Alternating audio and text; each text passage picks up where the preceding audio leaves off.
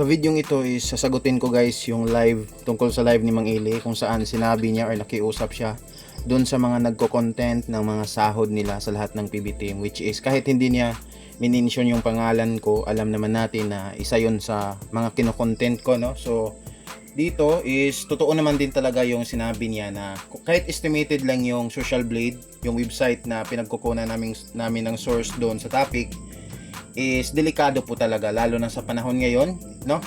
Kasi alam niyo naman guys, sobrang pahirapan yung panahon ngayon. Yung iba kahit masama is ano na, pwede nang handa na nilang gawin nang sa ganun magkapera, or yung iba mga addict, di ba? Tama naman si Mang Ili na delikado talaga yung pag-reveal ng sahod nila kahit estimated lang yon. At ayun, gusto ko lang ipaalam po sa inyo na bilang Sumari TV is naintindihan ko si Mang Ili. At last na yung ginawa kong video kahapon ba yon or nung isang araw, yung top 8 na ranking sa lahat ng PBT members na may pinakamalaking sahod na estimated na sahod ngayong Mayo is last na po yun, no?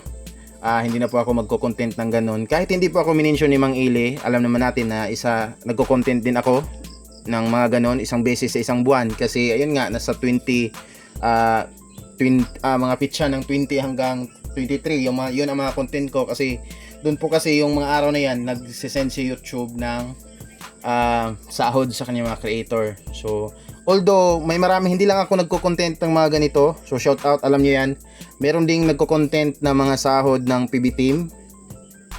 Kagaya ng content ko na estimated lang din, Social Blade lang din yung gamit nila, at mas malaki pa yung subscribers nila sa akin. Yung isa, nalimutan ko na yung pangalan, na sahod din ng PB team minsan yung content niya.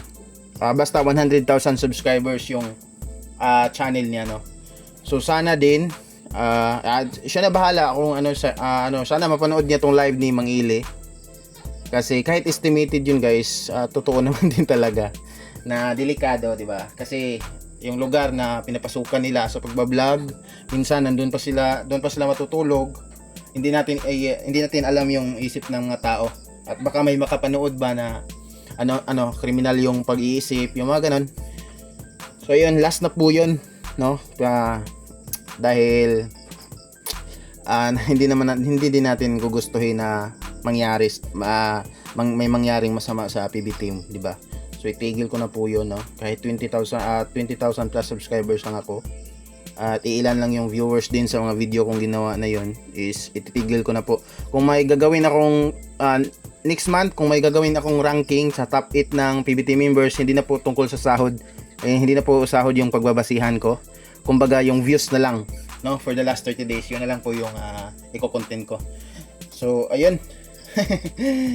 Buti na panood ko tong live guys, kasi may nag-comment sa isa sa mga video ko, doon sa video ko na ginawa nila, kaya nag-react ako doon sa video ni Inday Ugdot at ni Chris, na kung saan pinagsagot nila yung mga basher.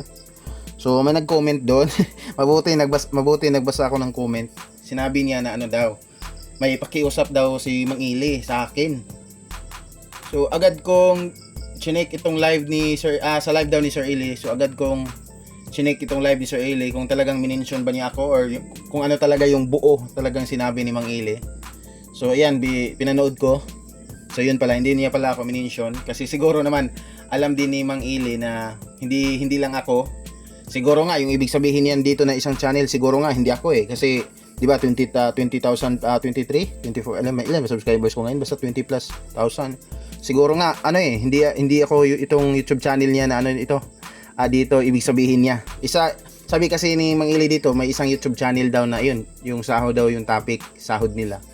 So siguro nga hindi ako yung ibig sabihin ni Mang Ili, kasi nga may siguro yung mga malalaking YouTube channel, yung mga 100,000 subscribers, may nakita ako guys na sahod din yung content sa PB team.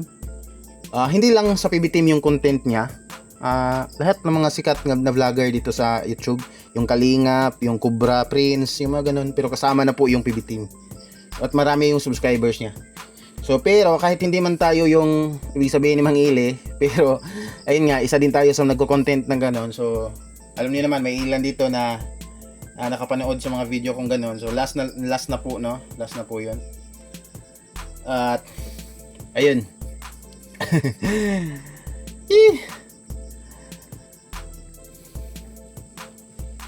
Sana ano lang din, totoo naman talaga guys, sana mapanood to ng ibang nagko-content tong live ni Mang Eli. Nang sa ganun is hindi na din sila mag-upload ng mga ganong content ba, yung mga sahod. Delikado talaga.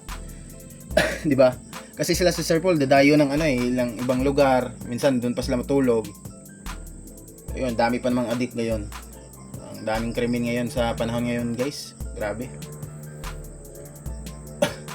So ayun, pasensya na no sa mga may iba kasi mag-request magko-comment na mag-request na kung magkano daw yung estimated na sahod ng PBT ngayong buwan, mga ganun. So ayun, gagawa ako ng video. May ilan kasing mag-request. Pero hindi natin hindi natin ipagpalit yung views para sa kaligtasan ng PBT, di ba? Kasi hindi biro na sa bawat lakad mo kinabahan daw si Mang Eli. Hindi talaga biro 'yon kasi ikaw ba naman, di ba? Wala kang peace of mind sa bawat lakad mo kasi kinakabahan ka, hindi mo alam yung pinag-iisip ng mga tao, tapos dadayo pa kasi sa lugar, hindi niyo familiar, hindi niyo alam kung ano yung klase ng mga tao ang nandun. Tapos ayun, halimbawa na lang, di ba, may makapanood dun sa sahod nila, ayun sa estimated na sahod nila dun sa mga video, tapos ayun magpoplano ng masama, which is yes, buti na lang is napanood, may nag-comment dun sa video ko na ayun, may pakiusap daw si Mang Eli sa akin. Akala ko minention yung pangalan ko, hindi pala. Sa mga nagko-content daw. Pero may sinabi niya dito may isa daw YouTube channel. So siguro naman hindi ako yung ibig sabihin ni Mang Eli kasi may tatlo ba yun na YouTube channel na may malalaking subscribers, tapos yun din yung content nila.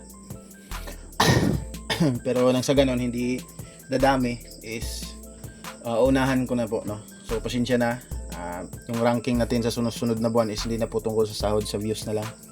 So yun, sana sila si Sir Paul, sana safe sa lakad nila lagi, at naintindihan ko naman karapatan nila ni Mang Eli para din sa kabutihan nila ba, para hindi malagay sa panganib yung buhay nila. At ayun, sana safe sila lagi sa mga lakad nila, no? Ayun, God bless sa PB team, lahat ng member. At ayun guys, ayun ko lang, announce ko lang kasi napanood ko yung live ni Mang Eli. So yun, wala na akong content na ganon. Kung may top 8 man na content ako sa susunod na buwan is hindi na po tungkol sa sahod, tungkol na po sa views. So ayun, maraming salamat, at maraming salamat doon sa nag-comment sa video ko tungkol dito sa live ni Mang Eli, kasi kinabahan na daw si Mang Eli sa mga video na ganon. So maraming salamat ma'am sa comment mo. Dahil sa iyo is ayun, napag-isip-isip ko na, which is yes, correct lahat ni sinabi ng Mang Eli dito na delikado. And ayun, God bless sa iyo. At salamat guys, yun lang. Subscribe my YouTube channel at i-like itong video, and God bless sa inyo lahat, at maraming salamat po. Bye-bye.